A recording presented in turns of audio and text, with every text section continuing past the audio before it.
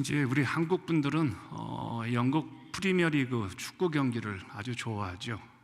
그 이유가 이제 손흥민이라는 걸출한 선수가 있었기 때문에 가능했던 것 같아요. 근데 사실 토트넘이라는 그 축구 클럽은 축구를 잘하는 팀은 아닙니다. 사실은요. 항상 경기가 아슬아슬해요. 질 것 같은데 당시에 케인이라는 선수와 이제 손흥민 이 두 사람이 꼭 아슬아슬 구격구격해서 골을 넣고 이기고 그러면서 일부 리그에서 그 당시 이제 상위권을 이제 유지하는 겁니다.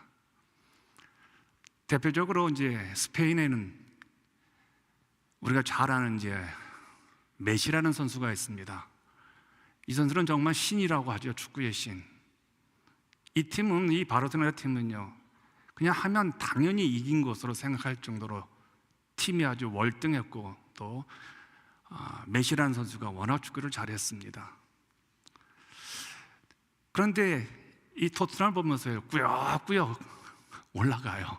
4강도 올라갈 때도 있고, 또 그 팀에서 손흥민 선수가 득점왕이 되기도 하면서요. 근데 저는 그걸 보면서 이게 인생인 것 같아요. 쓰러질 것 같은데 꾸역꾸역하고 또 한 해를 또 보내고 2026년을 이제 맞이하는 것 같아요. 한 해 우리가 돌아보면 이제 좀 보람된 한 해가 분명히 있을 수 있지만 이제 대부분은 다 후회하고 좀 만만치 않은 한 해였다라고 우리는 이제 고백을 합니다. 그래서 올해 우리 교회 표어가 하나님 영광에 머물고 흐르는 이제 위의 교회라는 이제 슬로건을 제가 만들었는데, 제가 우리 교회 사역을 하면서 아마 이런 슬로건 만든 건 처음인 것 같아요. 항상 교회가 뭘 하자, 능동적인 어떤 주체자로서의 교회 이야기를 많이 했습니다. 꿈이 추억보다 큰 교회다, 54년을 신형교회를 만들어버리자, 이런 얘기를 했는데, 이번 한 해는 좀 수동적입니다. 믿음은 능동적이 아니죠. 수동적이죠. 받는 거잖아요. 하나님의 은혜를.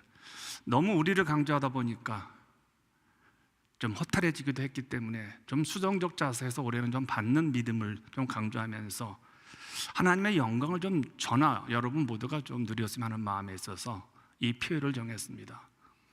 우리 교회가 정한 표현은 하박국 2장 14절에 소개되고 있죠. 아마 성경 가운데 하나님의 영광을 가장 웅장하게 표현한 구절이 있다면요, 하박국 2장 14절의 구절입니다. 영광을 우리는 헬라어로 독사라고 말합니다. 쉽게 얘기하면 이제 뱀이라고 생각하시는데, 워낙 단어 뜻은 그건 아닙니다. 발음이 독사라고 하는데, 이제 이 의미는 생각하다, 믿다 라는 동사 도케오라는 에서 유래한 단어입니다. 그래서 본래 독사, 헬라어에서는 원래 의미가 어떤 의미가 있냐면요, 개인의 의견을 표출할 때 독사라고 합니다.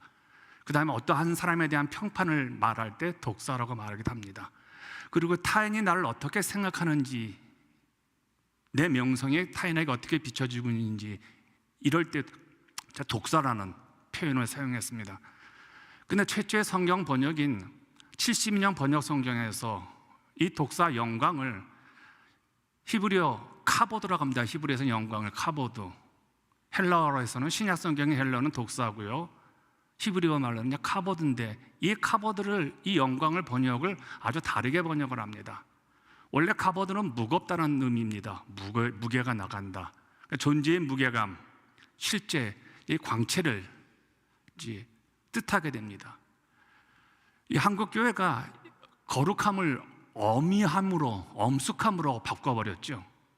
그래서 한국 교회는 거룩함이 복장이라든지 말투라든지 홀리보이스, 그다음에 홀리 옷이 있는 것처럼이요. 그래서 한국 교회는 이 단어를 오해해서 거룩함과 엄숙함을 혼동하게 쓰고 있습니다. 어떤 면에서 장례식에서는 엄숙함이죠. 거기를 거룩하다 하지 않습니다. 교회를 엄숙하다 표현하지 않습니다. 교회는 거룩한 것이죠. 우리는 외형적 거룩함에 너무 치중하다 보니까 내면적 거룩함, 내면적 영광을 잃어버릴 때가 많이 있죠. 또 성경에서 말하는 이 독사라는 단어는 세 가지 의미가 있습니다. 첫째, 이 하나님의 영광이 독사는요, 추상적인 개념이 아니라는 겁니다. 하나님의 거룩하심과 위엄, 실질적으로 인간의 눈에 보이는 현상이 영광이라는 겁니다. 구약에 보면 구름이라든지 불꽃이라든지 성막에 가득한 광채가 하나님의 영광의 시각적 표현이라는 것입니다. 두 번째는 영광은 하나님의 누구신지 그분의 속성인 공의, 사랑, 거룩, 자비 등을 온찬하에 드러내는 겁니다. 그래서 하나님다우심 그 자체가 영광입니다. 교회다움이 영광입니다. 신자다움이 영광입니다. 목사다움이 영광이라는 거예요. 세 번째, 히브리서 1장 3절은 예수님을 하나님의 영광의 광채라고 표현합니다. 그러니까 보이지 않는 하나님의 영광이 이 땅에 육신을 입고 오신 우리 가운데 나타나신 그 예수 그리스도, 바로 그분이 하나님의 영광이라는 겁니다. 이게 성경에 말하는 세 가지 영광, 독사라는 의미있죠. 그런데 하박국 선지자가요, 오늘 말씀을 선포할 당시 유다 백성들은 바벨론이라는 거대한 악의 세력 아래 고통받고 있었습니다. 상황이 매우 안 좋은 상황이었습니다. 이때 하박국은 하나님을 향해서 이렇게 부르짖습니다. 하나님, 언제까지 이 고통을, 언제까지 이 어려움을 저희에게 허락하고 계십니까? 라고 부르짖고 있습니다. 그래서 하박국 2장 4절은 이렇게 말하죠. 여호와여, 내가 부르짖어도 주께서 듣지 아니하시니 어느 때까지리이까? 내가 강포로 말미암아 외쳐도 주께서 구원하지 아니하시나이까? 어째 내게 죄악을 보게 하시며 폐역을 눈으로 보게 하시나이까? 겁탈과 강포가 내 앞에 있고 변론과 분쟁이 일어났나이다. 이러므로 율법이 해이하고 정의가 전혀 시행되지 못하오니 이는 악인이 의인을 에워쌌으므로 정의가 굳게 행하여짐이다 라고 표현합니다. 사실 이런 현실이면 우리는 아우성칩니다. 하나님, 어떻게 나에게 이런 일이? 그렇지 않습니까? 죄악을 내게 씌우시고 악이 횡행하고 정의가 사라진 이 현실 앞에 누가 하나님을 원망하지 않겠냐는 거예요. 이런 현실 누가 다 하나님을 향해서 아우성입니다. 그리고 부르짖어야죠. 그런데 하박국 2장 1절에서 이렇게 또 이야기를 합니다. 내가 파수하는 곳에 서며 갑자기 순대함, 이 아우성을 그만두고 습니다. 성류에 서리라. 그리고 이렇게 말합니다. 그가 내게 무엇이라 말씀하시는지 기다리고 바라보며 내가 한 질문에 대해서 그가 어떻게 대답하실지 나는 기다리리라. 나는 보리라. 한창 아우성을 칩니다. 하나님, 어쩜 이럴 수 있습니까? 막 울고불고 주님을 향해서 막 외치고 난 다음에 하박국은 입을 딱 멈춥니다. 기다립니다. 믿음의 위대함은 외치고 난 다음에 기다리는 것이죠. 신앙의 위대함은 시간의 흐름 속에서 내가 어떻게 반응을 보느냐에 따라 내 신앙이 가볍고 내 신앙이 높아지는 것을 경험하게 되어지죠. 성경에서 하나님의 영광이 나타날 때 특징이 하나 있습니다. 어려울 때, 상황이 참 힘들 때 영광이 나타난다는 거예요. 하나님의 영광은 현실의 고통 너머에서 서서히 다가오기 시작을 합니다. 흑인 노예 해방의 리더인 루터킹 목사를 한번 보십시오. 그가 이런 말을 합니다. 우리는 두려움의 홍수에 버티기 위해서 끊임없이 용기의 뚝을 쌓아야 한다. 루터킹 목사는요, 지난 세월 고통의 자신을 더욱 강하게 만들었다고 말하죠. 그럼에도 불구하고 매일 두렵다는 겁니다. 백인이 언제 자기를 죽일지 모른다고 해서요. 그래서 그는 끊임없이 용기의 뚝을 쌓았다고 말합니다. 그에게 닥친 고난이 결국은 흑인 해방이라는 미국 역사에서 엄청난 영광을 누리게 되었죠. 독일 작가 괴테가 이런 말을 합니다. 시련은 하나님이 쓰시고자 하는 사람을 가르치기 위한 교과 과정 중 필수 과목이다. 모든 난관을 지난 다음에 안식, 영광이 반드시 온다. 영국 신슈 엘리도 이런 말을 했죠. 겨울이 깊으면 봄 또한 멀지 않으리.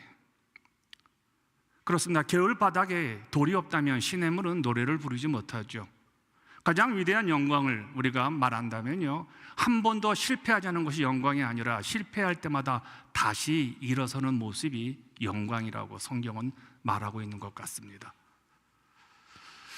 혹시 우리 올 한 해 하박국처럼 하나님은 언제까지 이 상황을 보고 계십니까? 하나님 언제까지 내 삶에 이런 어려움을 허락하시겠습니까? 라고 우리가 부르짖을 때가 분명히 있을 겁니다. 삶이라고 작년에 겪었던 것이 올해 안 나타날리라고 우리가 장담할 수 있습니까? 고통의 현실을 당하면 우리는 아우성을 쳐야 합니다. 이때 하나님은 아우성을 치고 기다리는 하박국에게 하나의 환상을 보여주시죠. 지금 눈앞에 보이는 악이 승리하는 것 같지만 그 악의 승리는 영원하지 않으며 결국 여호와의 영광, 독사가 하나님의 영광이 승리할 것이라는 환상을 보여주십니다. 우리는 반드시 기억해야 합니다. 악은 잠시 소동을 피울 수 있지만 하나님의 영광은 언제나 영원하다는 겁니다. 물이 바다를 덮는 것은 그 누구도 막을 수 없는 자연적 섭리이죠. 그렇다면 하나님의 영광도 영적 세계에서는요, 막을 수 없는 것이라는 거예요. 이게 오늘 본문의 교훈입니다.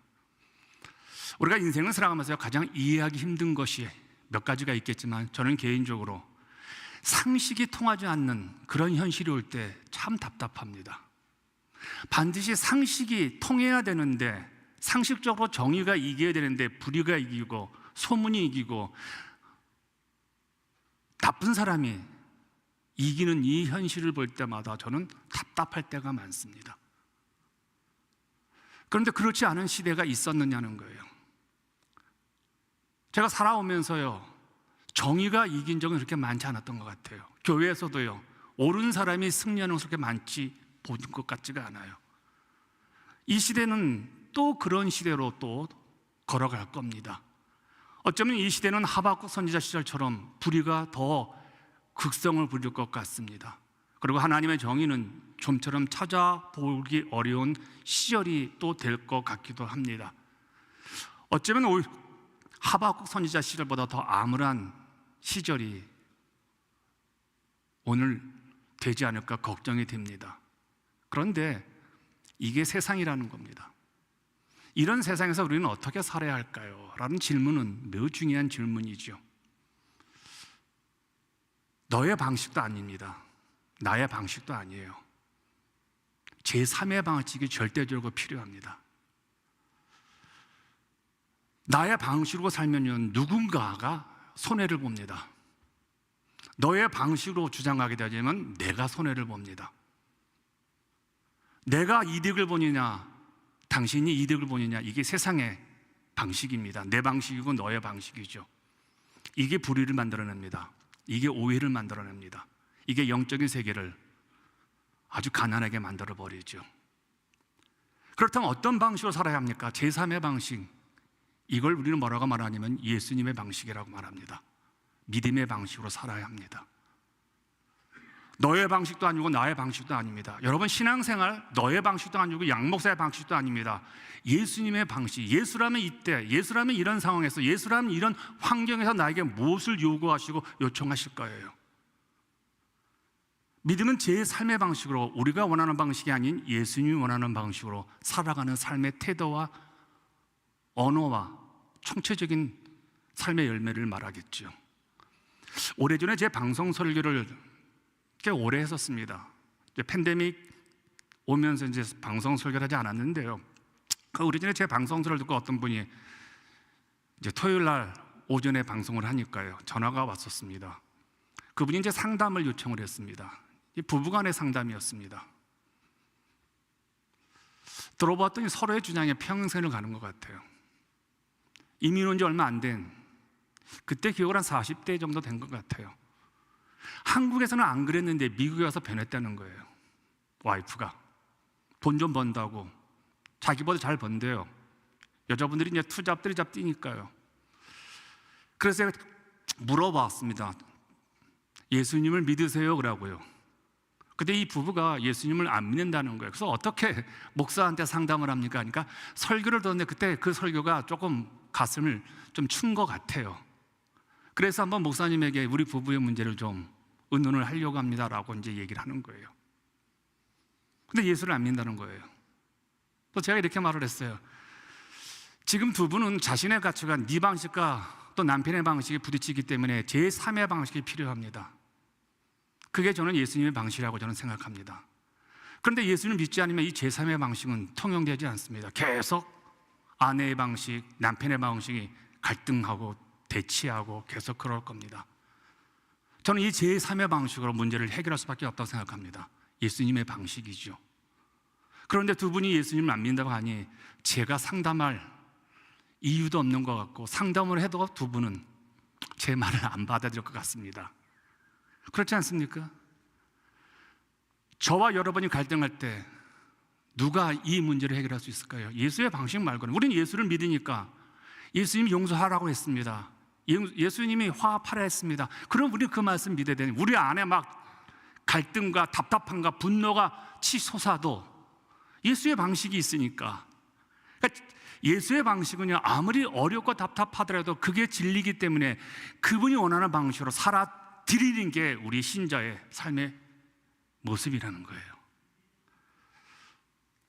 고난이 우리에게 영광이 되려면요, 반드시 그 고난을 예수님의 방식으로 넘어서야 합니다. 내 방식이 아니라고요.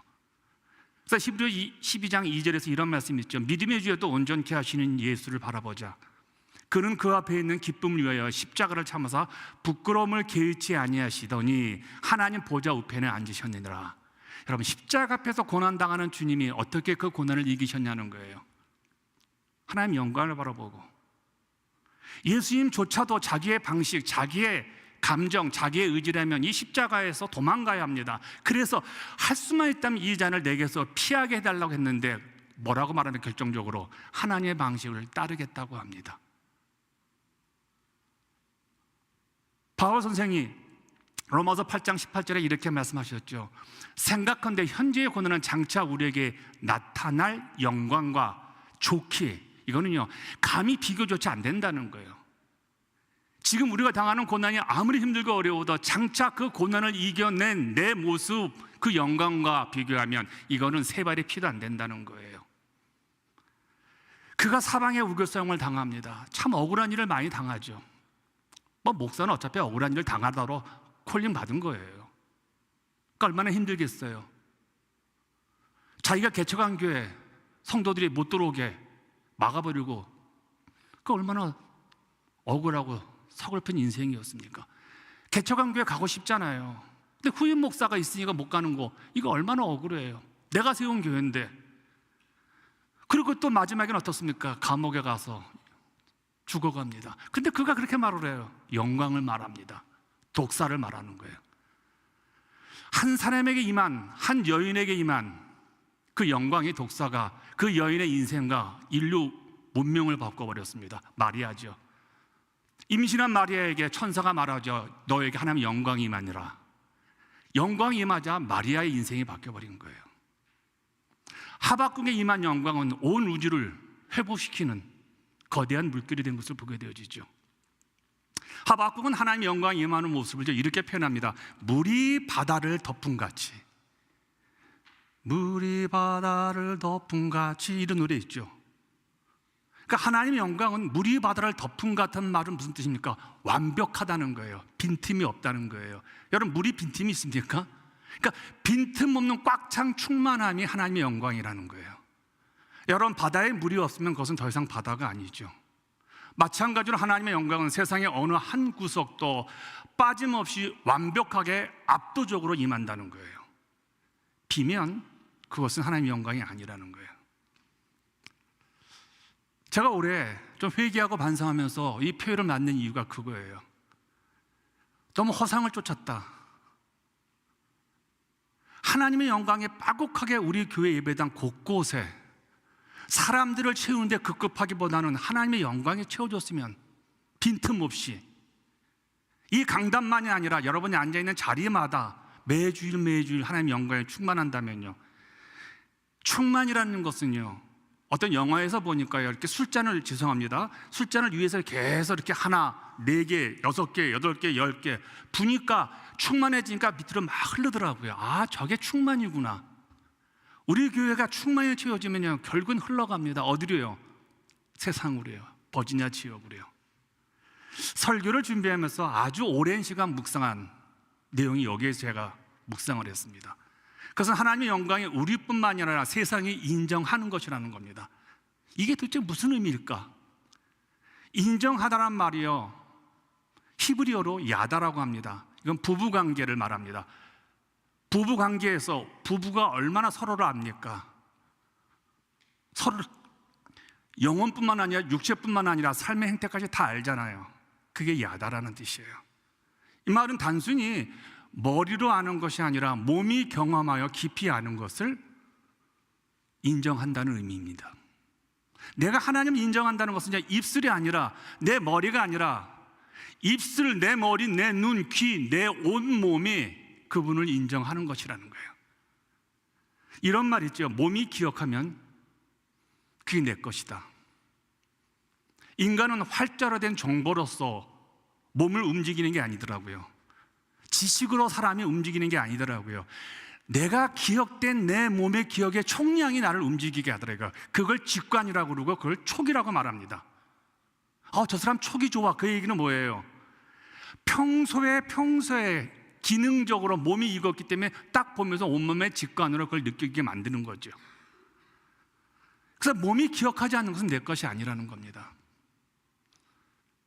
제가 종종 잠에서 깹니다. 새벽 3시에 한번 깨기도 하고 6시에 깨기도 하고 합니다. 그럼 시간을 쭉 봅니다. 그 후부터 잠이 안 들어와요. 근데 의사들이 저에게 권면을 했어요. 제가 워낙 불면증이 깊었으니까 저한테 이러더라고요. 선생님, 눈이 떠지면 시간을 확인하지 말고 그냥 주무세요. 그냥 자세요. 그러더라고요. 왜 그렇습니까? 그러니까 시간을 확인하면 몸이 그 시간을 기억해가지고 꼭 그 시간마다 눈이 떠진다는 거예요. 그래서 제 방에 시계를 다 빼버렸어요. 마루로 갖다 놔버렸습니다. 내 몸이 시간을 기억해가지고 그 시간만 되면 3시만 되면 눈이 탁 떠지는 거예요. 6시만 되면 눈이 떠지는 거라는 겁니다. 몸이 기억하는 대로 내 영이 움직이는 거예요. 믿음 생활도 이와 같다는 생각이 들어요. 몸과 영은 연결되죠. 우리는 육체를 부인하지 않습니다. 우리 기독교는요. 영이 중요한 것만큼 우리는 육도 중요합니다. 우리는 영혼의 부활을 믿는 게 아니라 우리는 육체의 부활도 믿기 때문에 그렇죠. 개인적 새벽 기도를 몇십 년을 하다 보니까요, 처음에는 전도사 시절에는요 억지로 새벽 기도 나왔습니다. 정말 억지로 나왔어요. 근데 그 수십 년 하다 보니까 이제는 눈이 떠지면요 그냥 기도가 나와요. 하나님 새날을 주셨습니다. 감사합니다. 오늘도 줄줄줄 나오는 거예요. 수십 년 내가 새벽 기도하고 수십 년 아침에 일어나자마자 첫 번째로 했던 것이 기도를 하니까 눈만 뜨면 기도가 내 몸이 기억하는 거예요. 어떤 분은 눈만 뜨면 뉴스를 보잖아요. 핸드폰을 보잖아요. 그게 몸이 기억해서 그런 거예요. 수십 년 기도했더니 눈 떠지면 기도가 나오는 거예요. 주일이면요 자연스럽게 교회로 와요. 딴 데 가지 않고 주일이면 당연히 이게 수십 년 겪은 것이잖아요. 여러분 고민하면서 교회 오십니까? 아직은 몸이 기억 못하는 거죠. 가끔 운전하고 어디를 좀 갑니다. 생각 없이 그냥. 근데 어느 날 보니까 내가 교회로 들어와 있는 거예요. 내 몸이 기억을 하는 거예요. 영적인 내 현실에 반응하는 법을 몸이 기억해야 합니다. 이런 영적인 현실, 이런 문제가 생기면 내 영이 어떻게 반응하는 것을 내 몸이 기억해야 그런 현실이 오면요 순간적으로 내 몸이 달라집니다. 내 몸이 영적인 것을 기억을 해야 돼요. 교회에 오면 어떻습니까? 기도하셔야죠. 구경하러 온 거 아니시잖아요. 우리 목사님 오늘 어떤 설교를 하실까? 오늘 우리 교회 성도들 어떻게 예배 드릴까? 그들을 위해서 기도하잖아요. 어려우면 찬송해야죠. 미움이 오면 사랑해야죠. 고난이 오면 기도해야죠. 이걸 몸이 기억해야 돼요. 이거 고민하면 아직 내 거 아닙니다.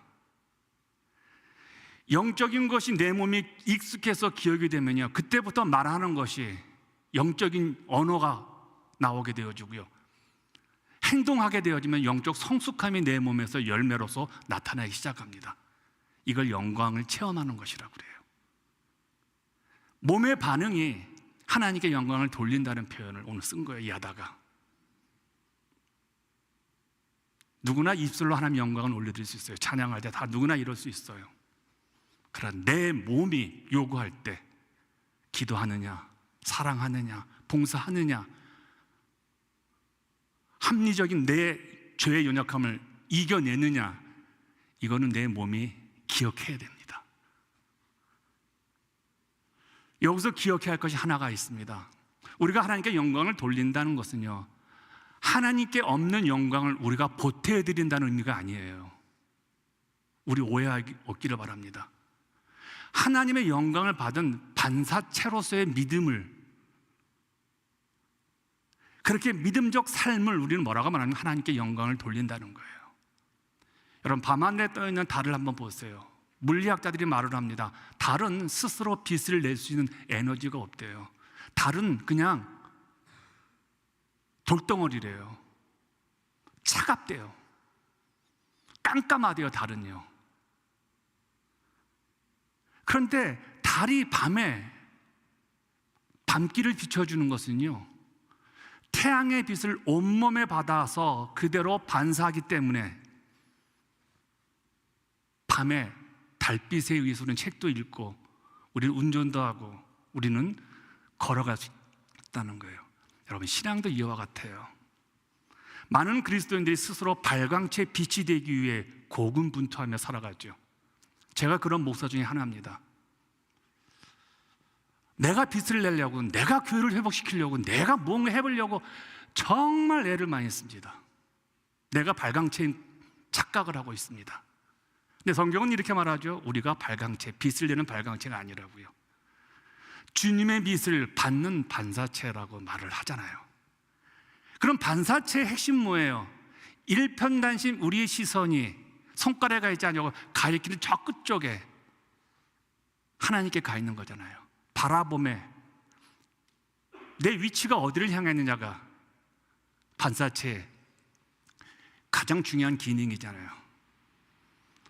세계 최초의 점자 실버 버튼을 받은 유튜브 크리에이터 김한솔이라는 분이 있습니다. 이분이 이런 책을 썼어요. 후회하지 않고 사랑하는 법. 여기서 그거 나온 고백을 제가 너무 감동받아서 소개합니다. 시각장애는 저에게 주신 또 하나의 축복인 것 같습니다. 바라보지 못했던 것들을 지금은 바라보게 됩니다. 저 이거 읽고요, 한참 감동받았어요. 그가 두 눈의 시력을 잃었어요. 그런데 그가 지금까지 보지 못했던 것들을 더 불명하게 선명하게 보았다고 말합니다. 인생을 살아가면서 아무것도 반응할 수 없는 차가운 우리의 현실이 올 때가 있습니다. 아무런 힘도 없고 아무런 것도 할 수 없는 그런 시간이 옵니다. 분명히요. 그때 여러분 다 제쳐두시고 태양이시고 뜨거우신 우리 주 예수 그리스도의 빛으로 기어서라도 들어가셔야 합니다. 아니면 남편에게, 아니면 아내에게 끌려서라도 여러분 주 예수 그리스도의 빛이 있는 곳으로 들어가야 합니다. 삶이 어두울 때마다 우리는 어디로 들어갑니까? 형광등을 켜는 것처럼요. 내 삶이, 내 생애가 오늘 내가 정말 힘들어서 너무나 어려워서 그럴 때는 여러분 빛이신 예수 그리스도에게 비춰줘야 합니다. 내가 그분에게 빛이 져야 된다는 거예요. 그러므로 고난은, 어려움은요, 반사체의 토양이 되어집니다. 고난이 많을수록 주를 만나게 되어지면 그분은 영혼이, 그분의 삶은요, 예수의 빛으로요, 투명하게 더 많이 갖게 되잖아요. 혹시 올해 여러분 이제 살아가시면서 누군가가 여러분이 밝아 보였다면요, 여러분 반사체에서 삶을 살아온 겁니다. 근데 여러분 우리 종종 그런 거 있죠. 참 어두운 분들이 있죠. 예수를 믿는데. 근데 어떤 분은요, 예수를 믿는데 밝은 분이 있잖아요. 저는 뭐 도식은 아니지만 저분이 한 주간 참 잘 살아오셨구나. 예수한테 많이 비쳤구나. 왜냐하면 예수라는 분은 발광체잖아요. 그분을 많이 만날수록, 기도를 많이 할수록, 그분과 동행할수록 그 영혼은 더욱 밝아질 수밖에 없잖아요. 이제는 제 경험을 하나 하고 설교를 좀 마무리하려고 합니다. 우리가 인생의 빛이 되어야 한다고 생각할 때 좀 더 세상의 빛이니라 주님 말씀하셨으니까, 너희는 세상의 설탕이니라가 아니라 너희는 세상의 소금이라고 말씀하셨을 때 우리는 빛으로 살려고 막 노력을 합니다. 그때 두 가지 함정에 빠질 경우가 많습니다. 제가 많이 그런 경우가 있습니다. 일이 잘 안 풀리면요, 발광체의 증후군인 자격지심이 듭니다. 실패하게 되어 내 안에 빛이 꺼진 것 같아서 번아웃이 되어집니다. 근데 일이 잘 풀려요. 내가 하는 것만 잘 돼요. 그러면요, 발광체의 증후군에 교만해집니다. 다 내가 했어. 내가 없어봐라. 되나? 제가 그랬어요. 내가 조금만 해서 잘 되면요, 내가 발광체예요. 근데 뭐 조금만 잘 안 되게 되잖아요. 그러면 자격지심, 번아웃이 무엇입니까? 블랙아웃 될 때도 있었어요. 그런데 이제 제가 깨닫습니다. 아, 내가 발광체가 아니구나. 나는 반사체구나. 내가 왜 기도해야 되는가? 그분의 빛을 받아들여야 되기 때문에. 내가 말씀을 묵상하고 말씀을 밥 3끼는 못 먹더라도 말씀 한 끼는 내가 먹어야 된다는 그 각오를 왜 내가 하느냐? 영광의 말씀을 먹어야 내가 빛이 나잖아요. 그렇게 살게 되어지면 성취도 하나님의 영광이요, 실패도 하나님의 영광이잖아요. 성공과 실패가 뭘 그리 중요합니까? 올해를 준비하면서요, 제 목회를 한번 꼼꼼하게 점검해 보았습니다. 교회 비전과 방향을, 또 시스템도 한번 점검해 보았습니다. 뭐가 문제일까? 시스템에는 그렇게 문제가 없는 것 같아요. 비전도 괜찮은 것 같아요. 근데 휴먼 에러가 나타나요. 자꾸 휴먼 에러가 나타나요. 이건 참 못 고치겠더라고요. 시스템은 제가 얼마든지 고칠 수 있는데 휴먼 에러가 나타나는 것은요, 어쩔 수가 없는 거예요. 그러자 새해 2026년을 시작하면서 주어진 교회의 현실 있잖아요. 제 현실이 있고 또 과거의 아픔고 상처도 좀 넘어서라고 애를 쓰는데 여전히 휴먼 에러에 대한 두려움이 있어요. 영장류 학자인 프린스 드발의 책, 이게 참 재밌는 책이에요. 한번 사서 읽어보세요. 침팬지 폴리틱스라는 책이 있어요. 그러니까 침팬지들의 권력 투쟁을 하면서 이 동물적 기원, 이제 책인데 재밌어요. 어려운 책은 아니에요. 근데 이제 인류학자가 만든 책이에요. 침팬지들의 정치적 행위를 흥미롭게 분석한 아주 대중서적인데, 저기서 제가 이 책에서 아주 재미난 걸 발견했어요. A급 지도자에게는요, A급, B급, C급 사람들이 모일 수 있대요. 네, B급 지도자에게는요, 절대로 A급이 안 온대요. B급과 C급만 온대요. C급 지도자에게는요, A급, B급 절대 안 간대요. C급, D급 그놈들이 온대요. 여러분들 어떤 급입니까? 휴먼 에러는요, 내가 A급이 아니기 때문에, 내가 B급이니까 내 주변에 B급, C급 오겠죠.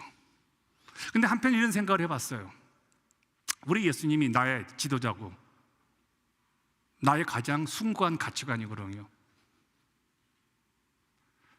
근데 나는 죄인이면서 그분의 아들이잖아요. 최고의 영광을 내가 지금 누리고 있잖아요. 그러면 열매보다 더 중요한 것이 무엇일까라는 생각을 해봅니다.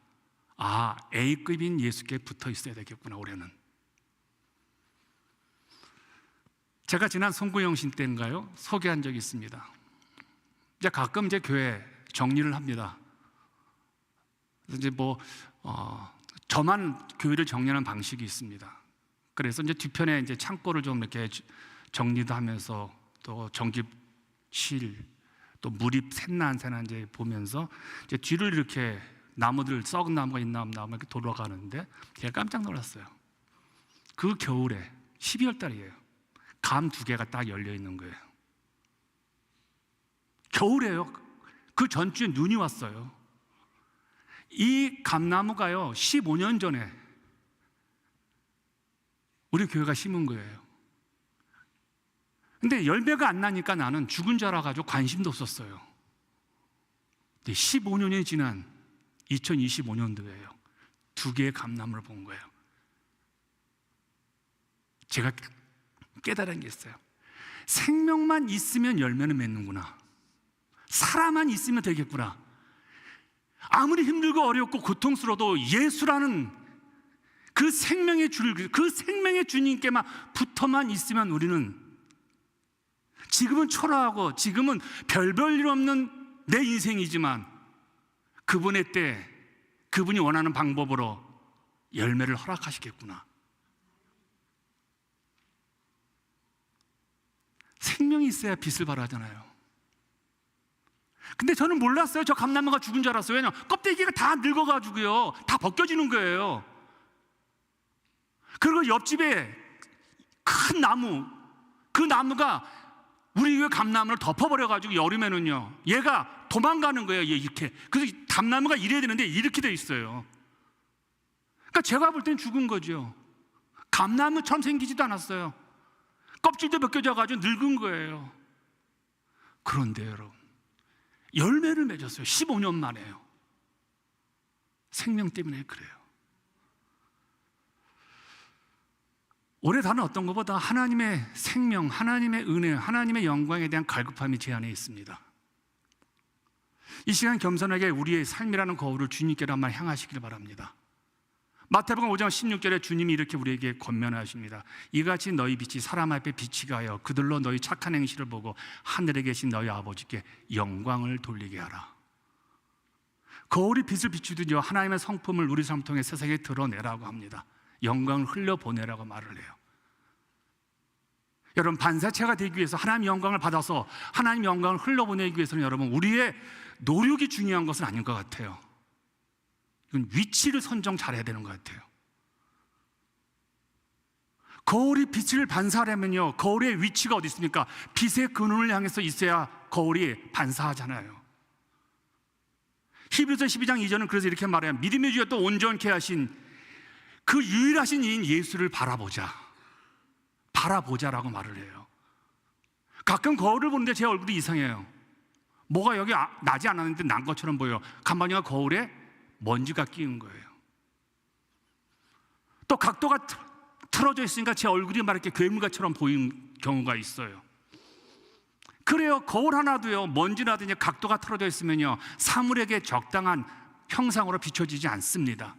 제대로 반사할 수가 없다는 거예요. 좀 더 우리가 좀 더 이 각도를 한번, 제자리에 나는 서 있는가를 점검해 보십시오.